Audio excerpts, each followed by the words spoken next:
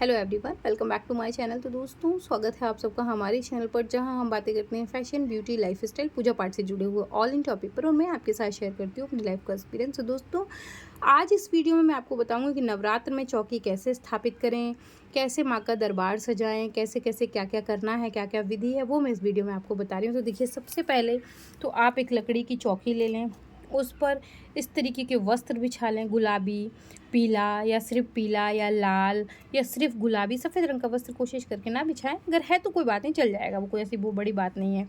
उस पर आप इस तरीके से अष्टदल कमल का निर्माण कर लें, जैसे मैंने किया हुआ है। और ये चावल को आप रंग लीजिए, चावल बहुत आसानी से रंग जाते हैं, फूड कलर आता है उससे आप रंग लीजिए। ऑरेंज मिलता है, हरा मिलता है, पीला मिलता है, गुलाबी भी मिलता है, सफ़ेद तो नेचुरल होता ही है। सो अच्छे से चावलों को रंग के सुखा लीजिए और बना लीजिए अष्टदल कमल। हम देवी जी की कोई भी पूजा, कोई भी पाठ करते हैं तो उसमें अष्टदल कमल का या चावलों का ही निर्माण से कुछ ना कुछ बनाते हैं। चावल नहीं उपलब्ध है, आप गेहूं से भी बना सकते हैं। और ये सब करने के बाद सबसे पहले आप करें गणेश जी का पूजन। गणेश जी का पूजन की कुछ ऐसी विधि है, पान के पत्ते पर गणेश जी को स्थापित कर लें, पुष्प, चंदन, धूप इत्यादि से इनका पूजन करें, इनके लिए भोजन और जल की व्यवस्था करें। आपकी शादी का सिंदूरा है तो ज़रूर रखें। और जब इनकी स्थापना हो जाए, इनका आवाहन हो जाए, तो उसके बाद आप करें श्री कलश की स्थापना। तो नारियल को आप एक चुन्नी में लपेट के संकल्प लेकर, आप जीवन में जो भी पाना चाहते हैं, जो भी आपकी इच्छाएं हैं, उनको मन्नत मांग कर, और फिर आप नारियल को इस प्रकार से रखें। उसके बाद कलश में आप एक कटोरी रखें, कटोरी में चावल भर दीजिए और जो है अच्छे से जो है पंच पल्लव को सजा दीजिए, कलश की स्थापना कर दीजिए और प्लेट रख लीजिए और उसमें रख लीजिए आप मिट्टी और बोल लीजिए जौ। तो ये हो गई आपकी घट की स्थापना। ये कंप्लीट घट स्थापना है।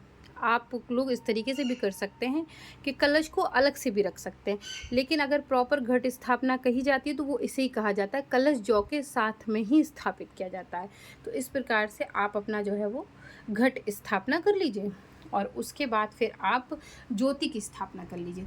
इस तरीके का एक केश ले लीजिए, उसमें व्यवस्थित कर लीजिए चीज़ों को और दीपक इसी में जलाइए, ताकि क्या होगा, हवा आएगी, धूप होगी, जो भी होगी, दीपक पर उसका प्रभाव नहीं पड़ता है, वो आसानी से जलते रहते हैं। आपके 9 दिन के व्रत में दीपक आपका खंडित नहीं होगा, ठीक ना। और उसके बाद इस प्रकार से आप कर लीजिए नवग्रहों की स्थापना। इनका भी स्नान इत्यादि करा के, चंदन, देखिए हमने पीला चंदन लगाया, सफ़ेद चंदन सब लगा हुआ है, पुष्प जितने रंग के उपलब्ध हों चढ़ाएं, चूँकि नवग्रह हैं, पीला सफ़ेद जनेऊ चढ़ाएं, वस्त्र रूपी कलावा चढ़ाइए। और ये देखिए, ये हमारे कुल का महाप्रसाद है। आपके यहाँ चलता है तो आप भी लगा सकते, नहीं चलता है तो फिर नई परंपरा शुरू ना करें, परंपरा हो तो ही लगाएं, ठीक ना। और उसके बाद इस तरीके से दुर्गा सप्तशती को रख लीजिए, एक कपड़ा ले लीजिए, उसमें या तो कपड़ा या चुन्नी है ना, उसमें रख लीजिए। और ये जो है इस तरीके का लकड़ी का आसन ले लीजिए, ज़मीन में नहीं रखी जाती डायरेक्ट, है ना।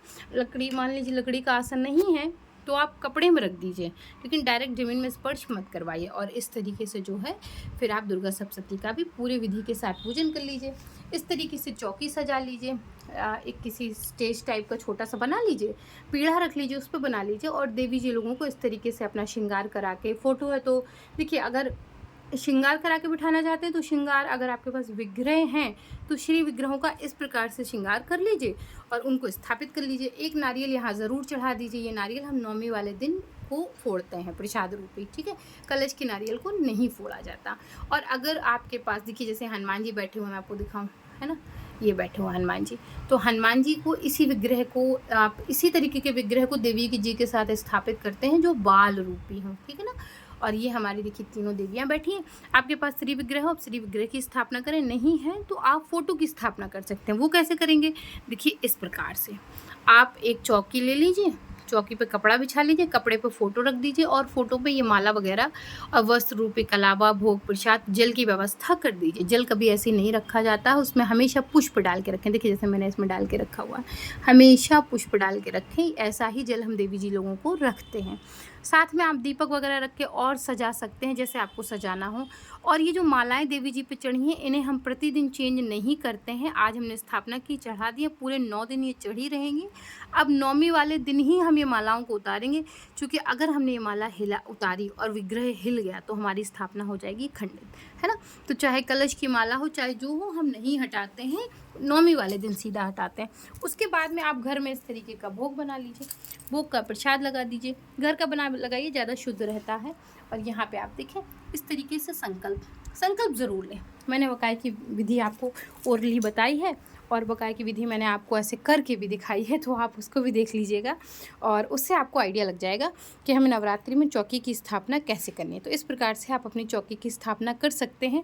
मैंने फ़ोटो के साथ भी आपको दिखा दिया है, ऐसे होता है, और श्री विग्रह के साथ भी ऐसे होता है। विधि सेम है, बस विग्रह और फोटो का अंतर बदल जाता है। दोस्तों आशा करती हूँ वीडियो पसंद आई होगी। पसंद आई तो वीडियो को लाइक करें, चैनल को सब्सक्राइब करें, फ्रेंड एंड फैमिली के साथ शेयर करना बिल्कुल मत भूलें। मैं मिलती हूँ एक और नई वीडियो के साथ, तब तक के लिए Hare Krishna, Radhe Radhe and bye bye.